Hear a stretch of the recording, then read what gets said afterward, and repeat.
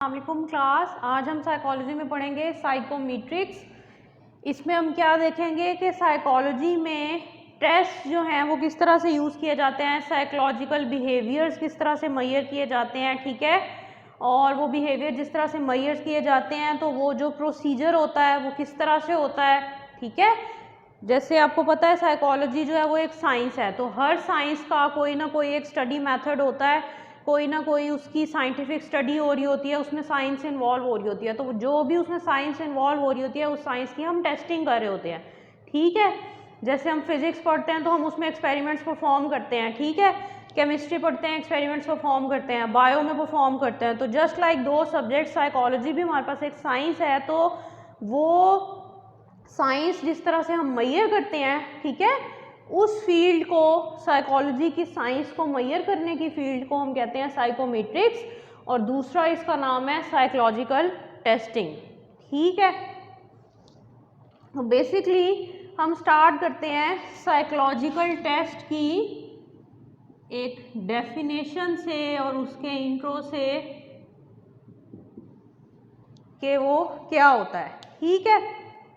Psychological test हमारे पास क्या होता है कि ये एक मेजर होती है, और वो मेजर किस तरह होती है, एक तो वो स्टैंडर्डाइज्ड होती है मेजर,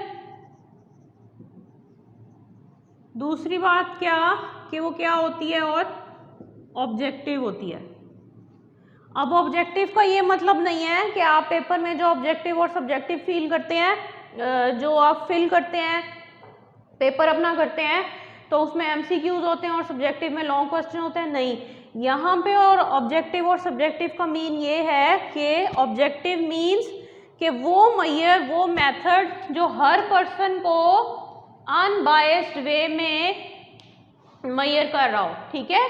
यानी मैं कोई टेस्ट अटेम्प्ट करती हूँ तो जो मेरा बिहेवियर है वो बिल्कुल एक लॉजिकल वे में गैर जानिबदाराना तरीके से मेजर किया जा सके, ठीक है। और अगर आप कोई टेस्ट करते हैं तो इसी तरह आपका बिहेवियर भी गैर जानिबदाराना तरीके से मेजर किया जा सके। इस गैर जानिबदाराना तरीके को हम कहते हैं अनबायस्ड। वो बिहेवियर जो अनबायस्ड मेजर होते हैं और एक ऑब्जेक्टिवली मेजर होते हैं, उनको हम कहते हैं कि ये ऑब्जेक्टिव मेजर हैं, ठीक है। सब्जेक्टिव मेजर कौन सी होती है कि हर बंदा अपनी मर्जी से मेजर कर रहा है, हर बंदा पर्सनल उसके व्यूज आ रहे हैं, लाइक्स एंड डिसलाइक्स आ रहे हैं। जैसे अगर आपसे पूछा जाए कि कोई आपकी लाइफ में कोई पर्सन है, आपका कोई सिबलिंग है, फ्रेंड है, कोई है, आपके उसके बारे में क्या व्यूज हैं, तो वो जो व्यू होगा ऑब्वियसली वो ऑब्जेक्टिव व्यू नहीं होगा, वो अनबायस्ड कभी भी नहीं होगा, बल्कि वो सब्जेक्टिव होगा, बायस्ड होगा। आपका जिस तरह का उस पर्सन के साथ इंटरेक्शन होगा, आप उसी तरह का जो है एक व्यू दे रहे होंगे, ठीक है। So this is the concept of objective and subjective in psychological testing, ठीक है। हमारे पास साइकोलॉजिकल टेस्ट क्या होती है, ये हमारे पास एक मेजर होता है। मेजर क्या होता है, हम किस तरह से मेजर करते हैं, स्टैंडर्डाइज्ड वे यूज करते हैं, और वो मेजर जो है वो ऑब्जेक्टिव वे से होता है, ठीक है। An objective and standardised measure of a sample of behaviour, ये दोनों प्रोसीजर यूज करके हम क्या करते हैं, सैंपल ऑफ बिहेवियर को मेजर करते हैं। सैंपल ऑफ बिहेवियर मीन्स कि कुछ लोगों पे, कुछ पीपल पे हम अपना टेस्ट जो है वो यूज कर रहे होते हैं, उनको हम वो टेस्ट देते हैं, वो लोग वो टेस्ट परफॉर्म करते हैं, और हम उनकी परफॉर्मेंस से फिर ये बताते हैं कि इनमें ये बिहेवियर जो है वो इस लेवल का है। हम अपने आगे अगले सेमेस्टर्स में जाएंगे, नेक्स्ट कोर्सेज में, तो हम साइकोलॉजिकल टेस्टिंग को डिटेल में पढ़ेंगे। अभी आप सिर्फ इतना याद रखें कि a psychological test is a standardised and objective measure to find out the behaviour of a sample, ठीक है। अब सैंपल कौन लोग होता है, लोग होते हैं हमारे पास वो पीपल जिनको हम मेजर करना चाह रहे होते हैं, ठीक है। यानी जैसे आप मुल्तान के लोगों का बिहेवियर मेजर करना चाह रहे हैं, तो आप ईच इंडिविजुअल के घर जाके पर्सनली तो उनको मेजर नहीं कर सकते, तो आप क्या करेंगे कि कुछ लोगों को ले लेंगे, वो कुछ लोग जो होंगे वो आपका सैंपल होगा। जस्ट सपोज कि ये पूरा मुल्तान का सिटी है, ठीक है, इसमें से आपने ये वाला एरिया सिलेक्ट किया, तो ये आपका सैंपल होगा, और ये आपका बाकी पूरा total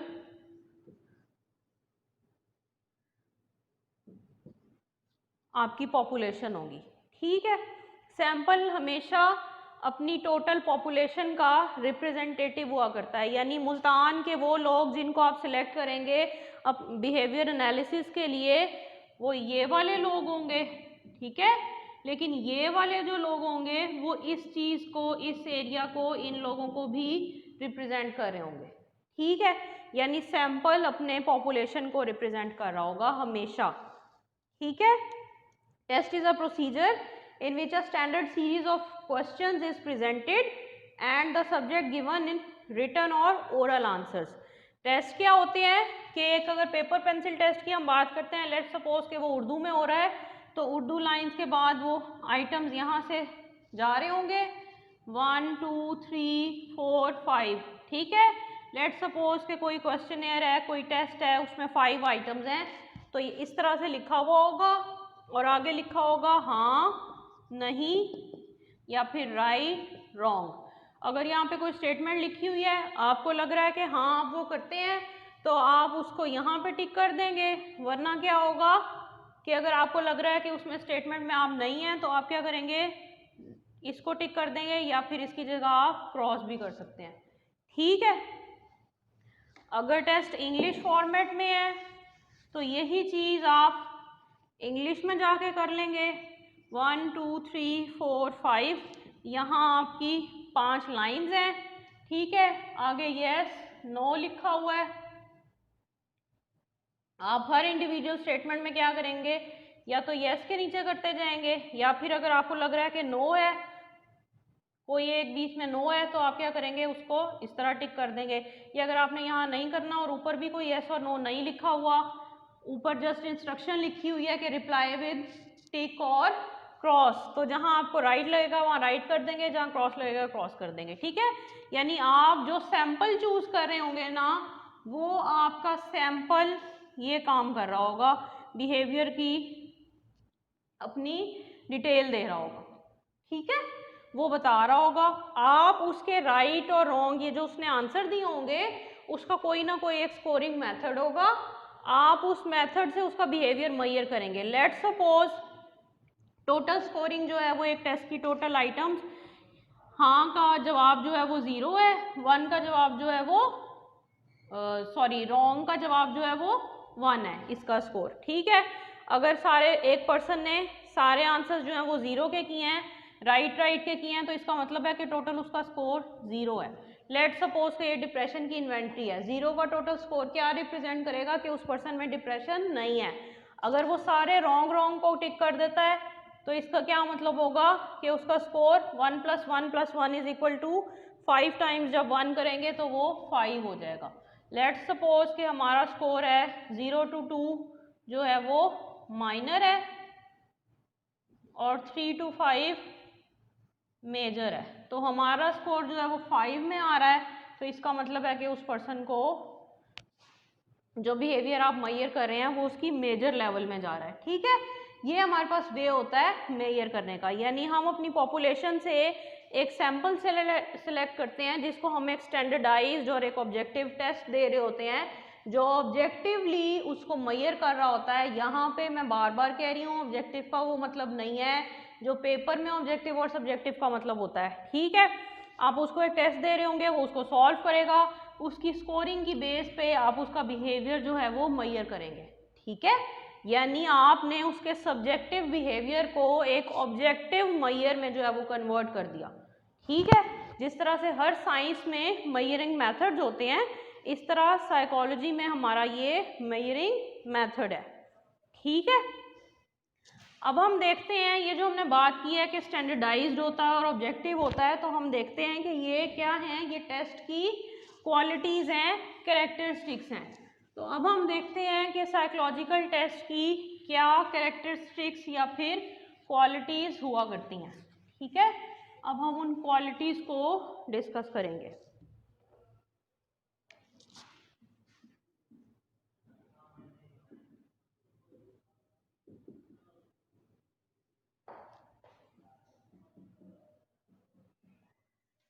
Characteristics of a test. अब ये टेस्ट जो है आपका वो टेस्ट नहीं है जो क्लास में आपको कोई टेस्ट हो रहा होता है, ये टेस्ट का क्या मतलब है, एक साइकोलॉजिकल टेस्ट। ठीक है, साइकोलॉजिकल टेस्ट की क्या क्वालिटीज होती हैं, 4 क्वालिटीज होती हैं कि हर टेस्ट जो है वो ऑब्जेक्टिव होता है, स्टैंडर्डाइज्ड होता है, वैलिड होता है एंड रिलायबल होता है। ठीक है जी, 1 2 3 4, हर टेस्ट की ये 4 क्वालिटीज होती हैं। नंबर 1, हर टेस्ट ऑब्जेक्टिव होता है। नंबर 2, हर टेस्ट स्टैंडर्डाइज्ड प्रोसीजर को फॉलो कर रहा होता है। नंबर 3, हर टेस्ट वैलिड होता है। नंबर 4, हर टेस्ट रिलायबल होता है। अब हम 1 बाय 1 इन प्रॉपर्टीज को डिस्कस कर लेते हैं। जब हम ऑब्जेक्टिव होने की बात करते हैं कि हर टेस्ट ऑब्जेक्टिव होता है, तो ऑब्जेक्टिव का क्या मतलब होता है ये हम देख लेते हैं। The administration, scoring and interpretation of scores are objective as they are independent of the subjective judgment. जैसे मैंने आपको मेन क्वालिटी बताते हुए टेस्ट की यहाँ पे ड्रॉ करके बताया कि इंग्लिश वर्जन में इस तरह होगा, उर्दू वर्जन में इस तरह होगा, तो वहाँ पे हमने क्या देखा कि हमने एक पर्सन के बिहेवियर को, सब्जेक्टिव बिहेवियर को ऑब्जेक्टिविटी में कन्वर्ट कर दिया। तो ऑब्जेक्टिव मेजर जो है वो क्या हो जाएगी कि पर्सन के स्कोर, ठीक है, टेस्ट की एडमिनिस्ट्रेशन जो है वो सब पर्सन्स पे एक ही जैसी हो, यानी हर पर्सन को आप जो टेस्ट दे रहे हो वो प्रोसीजर एक ही तरह हो। ये नहीं है कि एक पर्सन से अगर आप एक पेपर पेंसिल टेस्ट उसको दे रहे हैं उस पर येस और नो लिखा हुआ है, और अगर आप 2 पर्सन में सेम बिहेवियर फाइंड आउट करना चाह रहे हैं तो एक पर्सन पे आप ये कह देते हैं कि आप मुझे खुद लिख के बता दें, पेंसिल से एक पेपर पे लिख के बता दें कि आप कैसा फील कर रहे हैं। ठीक है, और दूसरे पर्सन को आप क्या करें कि आप टेस्ट पकड़ा दें कि वो उस पर लिखे, तो ऑब्वियसली दोनों का जो आंसर है वो डिफरेंट हो जाएगा कि एक ने खुद मैनुअली लिखा है, एक को आपने ऑलरेडी पेपर पेंसिल टेस्ट दिया है।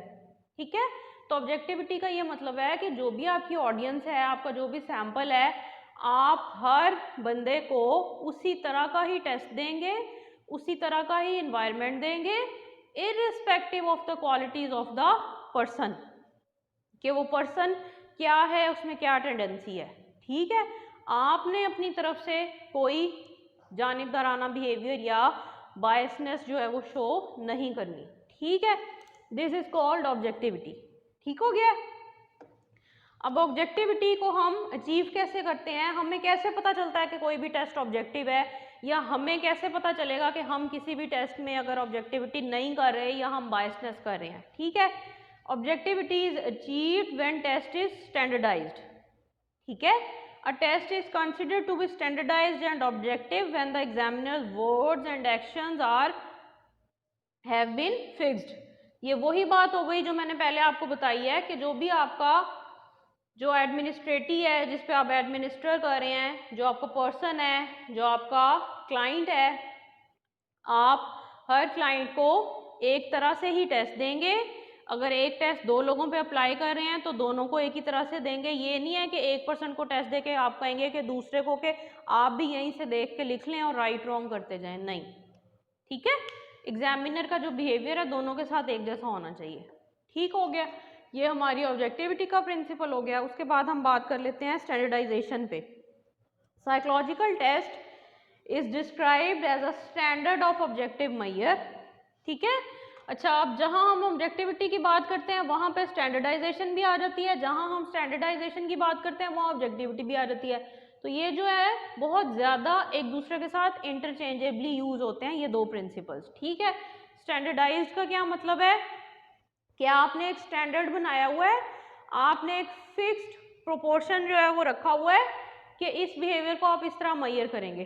ठीक है, लेट सपोज आप किसी पर्सन में हैप्पीनेस को मेजर करना चाह रहे हैं। ठीक है, और आपके पास हैप्पीनेस का कोई क्वेश्चनियर है, लेट सपोज उसके 7 आइटम्स हैं। ठीक है, तो क्या होगा कि वो 7 आइटम्स में जो जो भी स्टेटमेंट्स लिखी हुई हैं कि I am a happy person, let suppose के फर्स्ट लाइन ये है आई एम अ हैप्पी। ठीक है, और इसी तरह 6 और भी कोई स्टेटमेंट्स हैं। तो ये वो स्टेटमेंट्स होंगी जो ऑलरेडी हैप्पीनेस के स्केल में, हैप्पीनेस के टेस्ट में पड़ी हुई होंगी, आपने खुद से ये जनरेट नहीं करनी, ठीक है। तो इसका ये मतलब है कि एक स्टैंडर्ड ऑलरेडी सेट हुआ है, ठीक है। ये हैप्पीनेस की बात हो गई। लेट सपोज कि आपने किसी में मेजर करना है सैडनेस। लेट सपोज कि आप सैडनेस का जो स्केल यूज कर रहे हैं वो उर्दू में है, तो क्या होगा कि आप वही स्केल ही यूज करेंगे। आप कहेंगे कि मैं अक्सर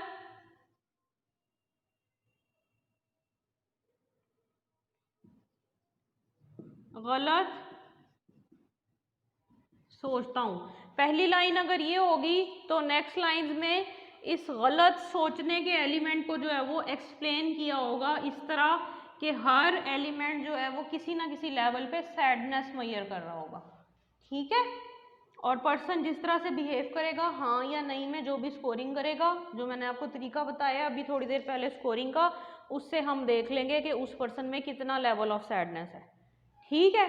तो स्टैंडर्डाइजेशन का ये मतलब है कि आप अपने जिस भी पेशेंट में, जिस भी क्लाइंट में जो भी मेजर करना चाह रहे होते हैं, जिस भी बिहेवियर को फाइंड आउट करना चाह रहे होते हैं, आप उसी स्पेसिफिक डोमेन में ही जाके उसी का ही टेस्ट यूज करते हैं, ठीक है। ये नहीं है कि अगर आप एक पर्सन में हैप्पीनेस मेजर करना चाह रहे हैं तो आप उसको सैडनेस का स्केल दे देते हैं, और एक पर्सन में आप सैडनेस मेजर करना चाह रहे हैं तो आप उसको हैप्पीनेस का स्केल दे देते हैं। इस तरह नहीं होता। There must be a standardisation, there must be a procedure कि हर पर्सन किस तरह से बिहेव करेगा और हम उसको किस तरह से चेक करेंगे, ठीक हो गया। अब हम बात करते हैं नेक्स्ट नंबर पे रिलायबिलिटी की। सॉरी, पहले हम बात कर लेते हैं वैलिडिटी की। पहले हमने वैलिडिटी का पॉइंट लिखा हुआ है तो पहले हम वैलिडिटी की बात कर लेते हैं। ये हम थोड़ी सी डिटेल में पढ़ेंगे तो इसलिए हम इनको अलग अलग लिख लेते हैं। वैलिडिटी क्या होती है हमारे पास? वैलिडिटी को अगर आप बिल्कुल एक लेमैन टर्मिनोलॉजी में कहें, एक वर्ड में डिस्क्राइब करें तो वैलिडिटी हमारे पास होती है ट्रूथफुलनेस, ठीक है। यानी एक टेस्ट जो है वो ही मेजर कर रहा है जिसके लिए वो बनाया गया है। जैसे किसी को बुखार होता है, फीवर होता है, तो थर्मोमीटर से ही मेजर करते हैं ना, किसी और चीज से तो मेजर नहीं करते। तो जो थर्मामीटर होता है वो इसीलिए ही बनाया जाता है कि उससे फीवर ही मेजर किया जाता है। तो इसका मतलब है कि फीवर मेजर करने का जो एलिमेंट है, जो डिवाइस है थर्मोमीटर, वो एक वैलिड इंस्ट्रूमेंट है, ठीक है। थर्मोमीटर टेम्परेचर को फाइंड आउट करने के लिए, चेक करने के लिए बनाया गया है और वो इसीलिए ही यूज किया जाता है। तो इसका मतलब है कि वो ट्रूथफुल है। कोई भी टेस्ट जब वही मेजर कर रहा होता है जिसके लिए उसको बनाया गया होता है तो इसका मतलब होता है कि वो ट्रूथफुल है। The validity of a test concerns what the test measures and how well it does measure, ठीक है। अब जैसे मैं आपको थर्मोमीटर की एग्जांपल दे रही हूँ, तो थर्मोमीटर अगर कोई ख़राब थर्मोमीटर होगा तो ऐसे भी हो सकता है कि अगर किसी पर्सन को फीवर है तो ख़राब थर्मोमीटर क्या होगा कि वो फीवर को शो ना करे, या फिर अगर किसी को हल्का फीवर है तो वो ज़्यादा लेवल का शो करना शुरू कर दे, ठीक है। जबकि जो एक एक्यूरेट और सही और अप्रोप्रिएट थर्मोमीटर होगा, यूजफुल थर्मोमीटर होगा, वो एग्जैक्टली उसी लेवल का ही टेम्परेचर बताएगा जो एक पर्सन का टेम्परेचर है, ठीक है। यानी ट्रूथफुलनेस एक तो ये होती है कि इंस्ट्रूमेंट वही मेजर करे, टेस्ट वही मेजर करे जिसके लिए वो बनाया गया है, और फिर वो मेजर भी जो है वो सही लेवल पे करे, ठीक हो गया। उसके बाद हमारे पास वैलिडिटी की होती हैं types: content, construct and predictive. Content, construct,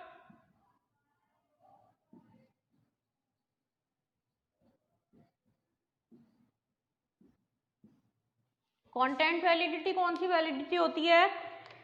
यानी it involves the systematic examination of the test content to determine whether it covers a representative sample of the behavior domain to be measured।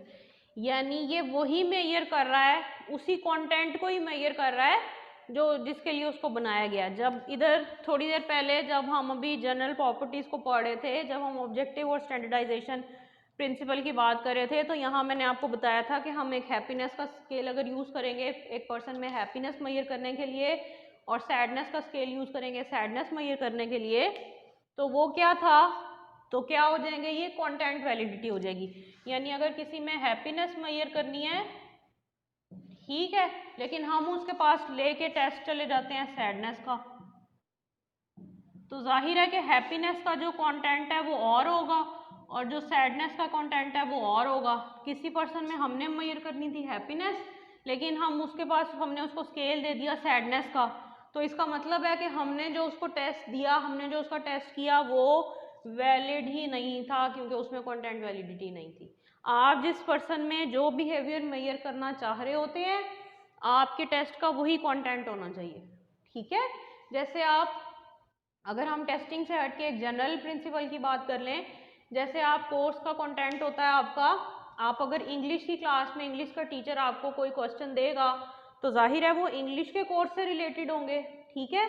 अगर आप maths पढ़ रहे हैं तो जो आपका maths के टीचर होगा मैथमेटिक्स का, वो मैथमेटिक्स से रिलेटेड आपको क्वेश्चन देगा, ठीक है। तो ये भी कंटेंट वैलिडिटी हो गई। अगर आप मैथ्स के सब्जेक्ट में जाके बैठें और उसमें जो आइटम्स हों वो इंग्लिश की कंपोजिशन के कंटेंट्स लिए हुए हों, तो इसका भी क्या मतलब है कि कंटेंट वैलिडिटी नहीं है, ठीक है।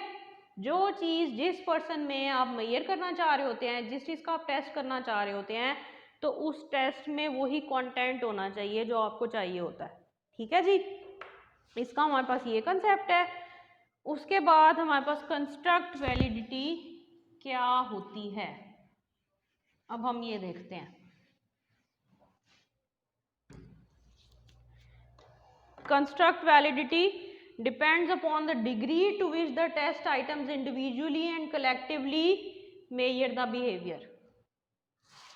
कंस्ट्रक्ट वैलिडिटी क्या होती है, जैसे मैंने आपको बताया कि किसी में आपने हैप्पीनेस मेजर करनी है तो आप उसको हैप्पीनेस का स्केल देंगे, तो हर आइटम में इंडिविजुअली यही लिखा होगा कि अक्सर चीज़ें मुझे खुश करती हैं, मैं अच्छा महसूस करता हूँ, ठीक है। अच्छा महसूस करना भी यही है कि आप जब हैप्पी होते हैं तभी अच्छा महसूस करते हैं, ठीक है।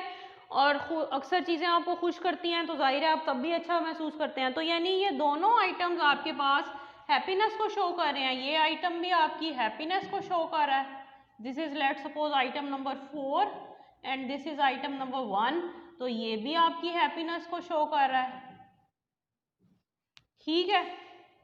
तो इसका मतलब है कि ये कंस्ट्रक्ट वैलिडिटी है, यानी ये दोनों कलेक्टिवली भी हैप्पीनेस को ही शो कर रहे हैं, और अगर आप इंडिविजुअल आइटम को स्टडी करते हैं तो ये भी हैप्पीनेस को शो कर रहा है, ये भी हैप्पीनेस को शो कर रहा है। इसका मतलब है कि आपके टेस्ट में कंस्ट्रक्ट वैलिडिटी है, ठीक हो गया।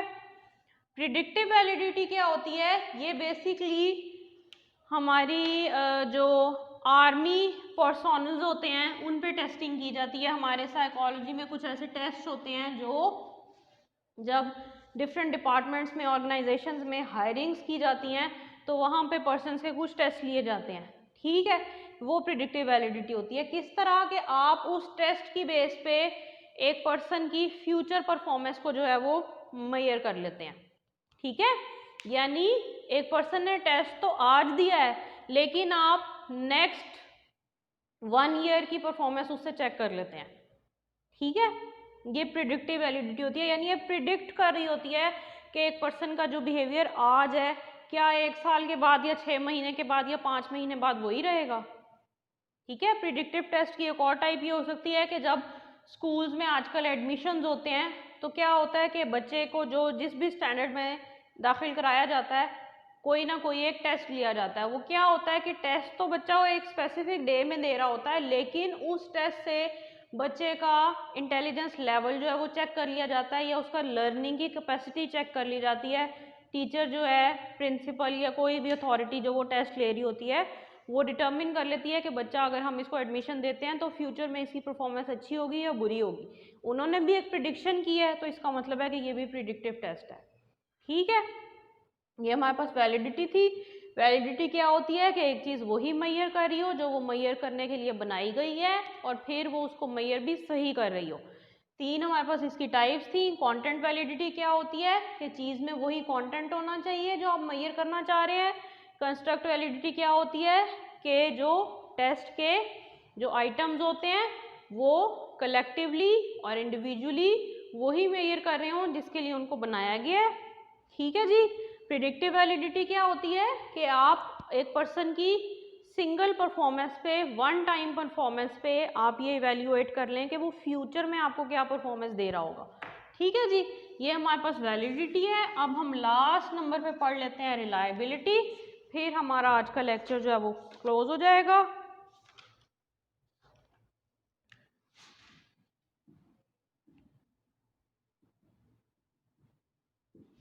रिलायबिलिटी, रिलायबिलिटी को अगर हम लेमैन टर्म में डिस्क्राइब करें तो ये हमारे पास कंसिस्टेंसी होती है। कंसिस्टेंसी का क्या मतलब है कि एक पर्सन एक टाइम में जो बिहेवियर शो करता है उसका बिहेवियर जो है वो कंसिस्टेंट रहना चाहिए आने वाले टाइम तक भी, यानी वन टाइम परफॉर्मेंस जो है वो सेकंड टाइम और थर्ड टाइम परफॉर्मेंस से मैच करनी चाहिए। ठीक है। The reliability of a test is its ability to yield consistent results from one set of measure to another. ठीक है, एक सेट ऑफ मैयर से दूसरे सेट ऑफ मैयर तक भी सेम रहना चाहिए रिजल्ट, और एक टाइम से दूसरे टाइम तक भी सेम रहना चाहिए। सेट ऑफ मैयर का क्या मतलब है, जैसे मैंने आपको एग्जांपल दी वैलिडिटी पढ़ते हुए कि हमारे पास थर्मोमीटर जो है वो फीवर को मैयर करता है, टेम्परेचर को मैयर करता है बेसिकली वो। तो क्या होता है कि अगर आप एक पर्सन का टेम्परेचर चेक करते हैं और वो एक थर्मोमीटर से वही आता है और दूसरा थर्मोमीटर आप यूज़ करते हैं उससे भी वही आता है, तो इसका मतलब है कि जो उसकी रीडिंग आई है उस पर्सन के टेम्परेचर की वो रिलायबल है, यानी एक थर्मोमीटर में भी वही आई है, दूसरी थर्मोमीटर में भी वही आई है। इसका मतलब है कि विद रिस्पेक्ट टू मैयर भी रिजल्ट वही होना चाहिए। अब मैयर में जो है वो इंस्ट्रूमेंट का डिफरेंस आ जाता है, और विद रिस्पेक्ट टू टाइम भी सेम रिजल्ट आना चाहिए। विद रिस्पेक्ट टू मैयर मतलब थर्मामीटर जो है वो एक डेली लाइफ का इंस्ट्रूमेंट है। अगर हम प्योर साइकोलॉजिकल टेस्ट की बात करें तो अगर आपने किसी में सैडनेस मैयर करनी है और आप दो सैडनेस के टेस्ट लगाते हैं एक पर्सन पे, आप उसको कहते हैं कि आप मुझे ये भी फिल करके दें, ये भी फिल करके दें, तो उन दोनों टेस्ट में उसका एक ही जैसा स्कोर होना चाहिए। ठीक है। अगर उसका एक टेस्ट में स्कोर जो है वो 9 निकलता है, दूसरे टेस्ट में स्कोर 10 निकलता है, तीसरे में 11 निकलता है, तो इसका मतलब है कि वो पर्सन कहीं ना कहीं फेकिंग कर रहा है और वो गलत रिस्पॉन्स दे रहा है, इसलिए हर टेस्ट का रिस्पॉन्स जो है वो सेम नहीं आ रहा। या ये थोड़ा कम डिफरेंस है, लेट सपोज के एक पर्सन अगर कहीं उसकी रीडिंग 9 आ रही है, कहीं 12 आ रही है, कहीं और जगह पे वो 21 में चली गई है। ठीक है, तो इसका मतलब है कि पर्सन गलत रिस्पॉन्स कर रहा है। और टाइम का क्या मतलब है कि एक टाइम में भी एक बिहेवियर वही मैयर हो रहा है जो नेक्स्ट टाइम हो रहा है और जो उससे नेक्स्ट टाइम हो रहा है। ठीक है। टाइम का क्या मतलब है, लेट सपोज कि अगर हम ये एक लाइन बना लेते हैं, ये हमारे पास एक लाइन है जो इस साइड पे भी एक्सटेंड हो रही है, इस साइड पे भी एक्सटेंड हो रही है, तो टाइम के हवाले से हम उसको किस तरह से एक्सप्लेन कर लेते हैं कि ये टाइम 1 है हमारे पास यहाँ पे, टाइम 2 है हमारे पास यहाँ पे, टाइम 3 है हमारे पास यहाँ पे। तो यहाँ पे भी जो वैल्यू है वो वही हो, यहाँ पे भी जो वैल्यू है वो वही हो, यहाँ पे भी जो वैल्यू है वो वही हो, तो इसका मतलब है कि ये टेस्ट रिलायबल है। और रिलायबिलिटी की इस टाइप को जिसमें 2 to 3 to 4 डिफरेंट टाइम्स में एक ही रिजल्ट निकलता है, इस टाइप ऑफ रिलायबिलिटी को हम कहते हैं टेस्ट रीटेस्ट रिलायबिलिटी। ठीक है जी, यानी टाइम 1 जो था वो टेस्ट हो गया, टाइम 2 में आपने ऑलरेडी टेस्टेड चीज को रीटेस्ट किया तो आपने देखा कि ये दोनों रीडिंग सेम थी। ठीक है, अगर इस टाइम को टाइम 1 ले लें और इस टाइम को टाइम 2 ले लें, तो आपने एक इस टाइम पे टेस्ट किया, फिर आपने इस टाइम पे टेस्ट किया, तो फिर जब आपने दो चीज़ों की टेस्टिंग ली तो आपने देखा कि ये वाला रिजल्ट इस वाले रिजल्ट से मैच कर रहा था, तो यानी टेस्ट ऑलरेडी टेस्टेड चीज़ को जब आपने रीटेस्ट किया तो उसकी वही रीडिंग थी, वही बिहेवियर था, वही मेजरमेंट थी। तो इसका मतलब है कि ये टेस्ट रीटेस्ट रिलायबल है ये चीज़, यानी आप इसको जितने मर्जी टाइम रीटेस्ट करते रहेंगे चीज़ का वही रिजल्ट आएगा। ठीक है,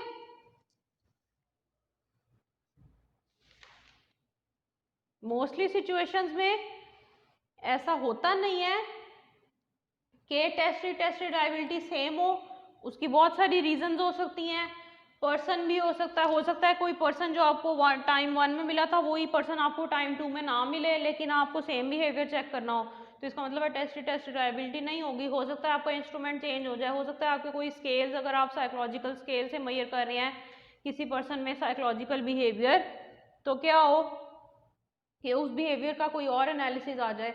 तो प्रैक्टिकली टेस्ट रीटेस्ट रिलायबिलिटी को अचीव करना थोड़ा सा मुश्किल है, तो इसलिए इसकी दो और फॉर्म्स भी हम स्टडी करेंगे। एक फॉर्म होती है इक्विवेलेंट फॉर्म्स रिलायबिलिटी,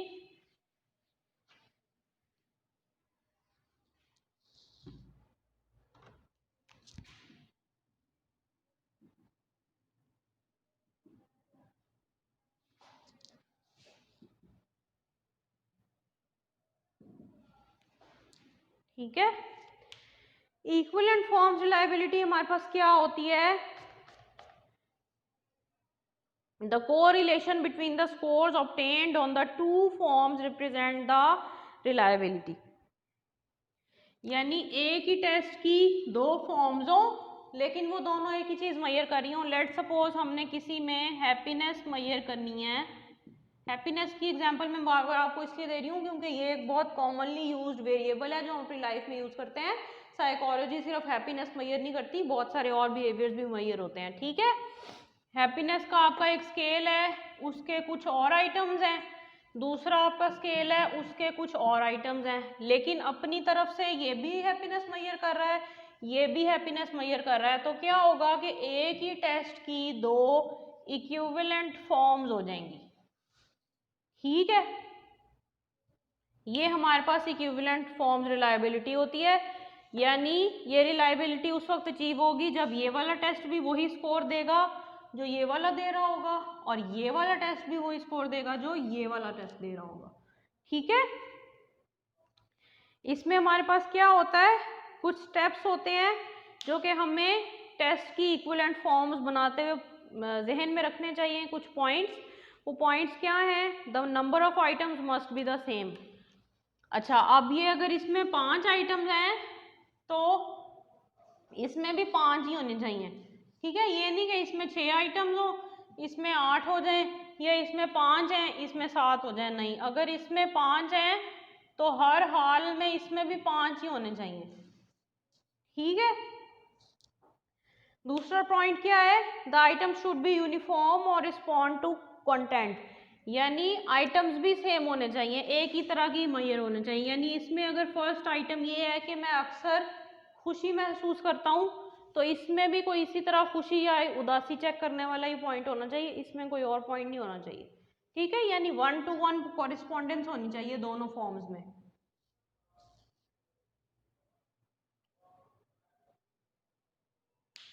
और दूसरा क्या है कि डिफिकल्टी लेवल भी दोनों टेस्ट में एक ही जैसा होना चाहिए, यानी ये अगर इजी आइटम से स्टार्ट होता होता थोड़े कॉम्प्लेक्स आइटम्स तक जा रहा है, तो इसको भी इसी तरह होना चाहिए कि इजी आइटम से होता हुआ कॉम्प्लेक्स आइटम तक जा रहा हो। ये नहीं कि ये इजी से कॉम्प्लेक्स की तरफ जा रहा होगा तो ये कॉम्प्लेक्स से इजी की तरफ जा रहा होगा, नहीं, अगर दोनों की कैरेक्टरिस्टिक्स सेम नहीं होंगी तो हम ये नहीं कह सकेंगे कि ये इक्विवेलेंट फॉर्म्स रिलायबिलिटी है।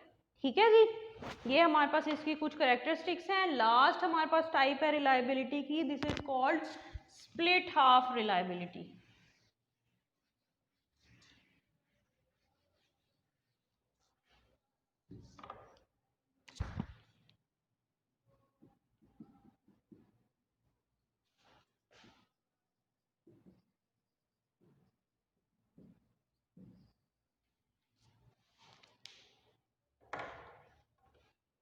ठीक है।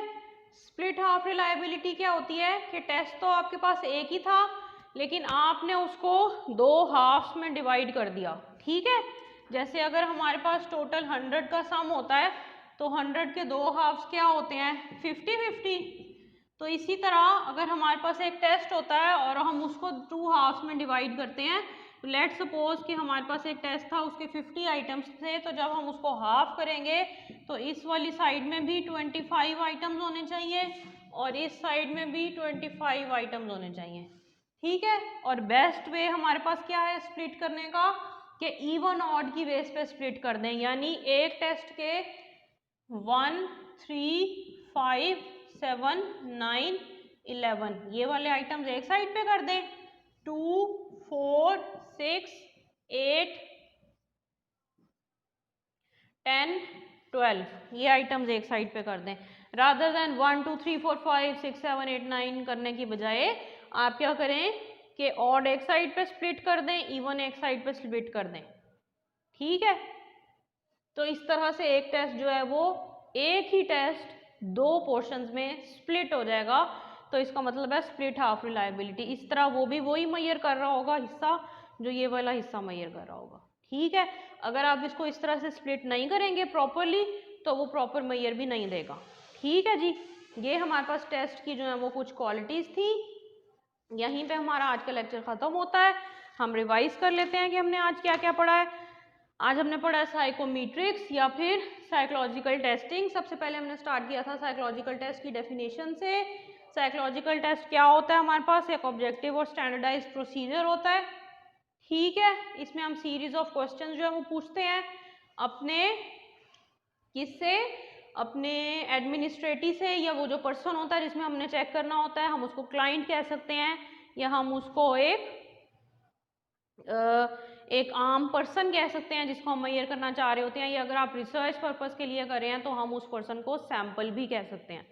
ठीक है जी, उसके बाद हमने टेस्ट की कैरेक्टरिस्टिक्स पढ़ी थी। कैरेक्टरिस्टिक्स हमारे पास 4 थी कि हर टेस्ट को ऑब्जेक्टिव होना चाहिए, स्टैंडर्डाइज्ड होना चाहिए, वैलिड होना चाहिए, रिलायबल होना चाहिए। ठीक है, फिर हमने ऑब्जेक्टिविटी, स्टैंडर्डाइजेशन, रिलायबिलिटी, वैलिडिटी इनको अलग अलग डिस्क्राइब किया। ऑब्जेक्टिविटी हमने देखी क्या होती है, स्टैंडर्डाइजेशन देखी, फिर हमने वैलिडिटी देखी, उसकी हमने 3 टाइप्स पढ़ी, content validity, construct validity and predictive validity. फिर हम रिलायबिलिटी पे आ गए। रिलायबिलिटी की भी हमने 3 टाइप्स देखी, test test, equivalent forms reliability and split half reliability. तो ये टॉपिक हमारा जो है वो क्लोज हो गया है। नेक्स्ट टाइम हम कोई और टॉपिक पढ़ेंगे। थैंक यू, अल्लाह हाफिज़।